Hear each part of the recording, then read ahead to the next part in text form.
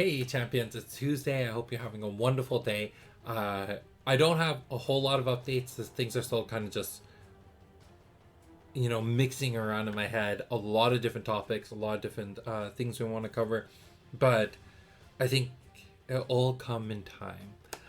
So today, what I wanted to mention was first and foremost, tonight is our 40 something, 43rd, 44th episode of Exploring the Library. Alex and I are going to be doing a live stream. I don't know what we're going to be talking about just yet, but I'm actually meeting up with him in person, so it'll be an in-person live stream. It'll actually be the first in a very, very long time. Potential. No, we've done them before, but I think this is the first in a very long time. So we'll see how that goes. It should be a lot of fun. And then the other thing I wanted to talk about is organized play. So as many of you may know, some of you may not know, but we do have a software we're using to roll out organized play, and it's gonna happen in time. And right now we're just kind of in the beta testing phases of it, seeing everything works. We tested it internally. Quite a bit of features work. Things are really smooth. Now we want to start rolling it out to other source. So we did our first pilot launch at Heads or Tails, and it went really well for him. That was wonderful. There are a few features we want to improve on, but then we'll start rolling it out to a few more sources. So soon enough, we will open the doors to allow other LGSs to sign up for this, and then they can start hosting their own events. And we do have promos that we're going to be releasing with this. So in time, everything will come together and it's going to be awesome. But right now, it's still just a slow process. We want to slowly grow that up and catch all the issues we can as soon as possible. All right, that's, I think, all the real updates I have to talk about for today. I do have a spotlight. We're going to be talking about Death's Companion. So it's very appropriate that we're talking about organized play today, because this is going to be one of the promos you get in organized play.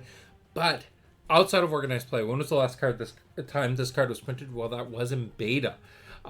It is 3 health, 7 chi, forward awareness. It's a summon fiend, beckon for 12, range attack 5, flight and aerial, and it's uncommon. So a few things to just talk about when it comes to the history of this card. Originally it was common. In alpha it was common, and then in beta it got moved to uncommon. A lot of people advocated for that change, and we ended up pursuing that. I'm not a huge fan of that. I really do think it should have stayed in common, but there's also a balance between what I want, what the community thinks right for the game, and I do want to find a good balance between those two things. So in this place I realized, okay, this is something I'm willing to give up a little bit of control over, because the community really does think it should have been uncommon. Beckon ability. So originally this just had basic attack 5 in alpha. Then moving to beta, all summons with aerial ended up getting a range attack, so that creatures with aerial can attack other creatures with aerial. Because it was really annoying that the Death Companion could not attack the Angel, and the Angel could not attack the Death's Companion. They just couldn't attack each other at all. So we ended up giving all summons with aerial the range attack. And then flight and aerial got separated into 2 abilities. In alpha, it was just called flight, which did both mechanics. And then in beta, it got separated into 2 separate abilities. Now, well, why didn't this card see reprint? I had plans for this card for future sets. It was eventually going to see reprint. And there's still a chance that one day it might see reprint, but for now it's not. One of the big challenges we had with this card is the artwork itself. So if you look at the name, the artist name, which I know the Patreon member names are scrolling over it right now, but it's like Photostock or something like that. It wasn't a commissioned art piece. So let me put that up on screen. It was actually a photo that was done, and we ended up buying the rights to it to use it on the cards, but we ourselves did not commission this piece. So you may see this around other places. I know I was at EGLX once and saw a TV company using this artwork to on the as box art for their TV. So you may see this around here and there. It wasn't ours. It wasn't uniquely ours. So that being said, we did have to pivot things a little bit. The original concept for Death's Companion was actually what we now see as Death Eater.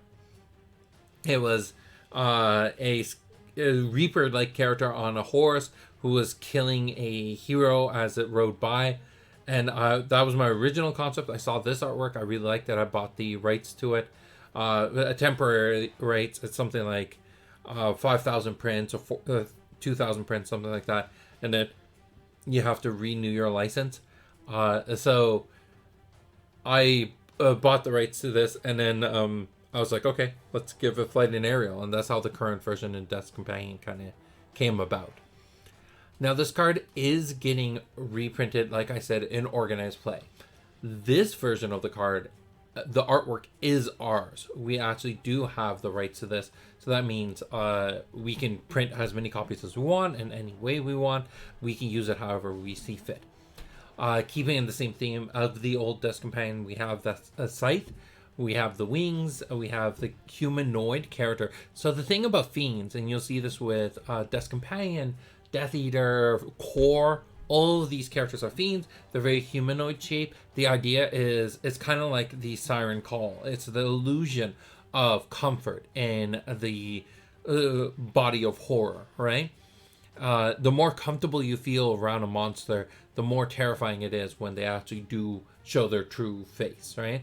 And the fact that the Death's Companion looks so much like an angel, it would make a normal citizen of Vat-His feel very relaxed at first until it goes in for the kill. So that's the thing about Fiends and Jaylara.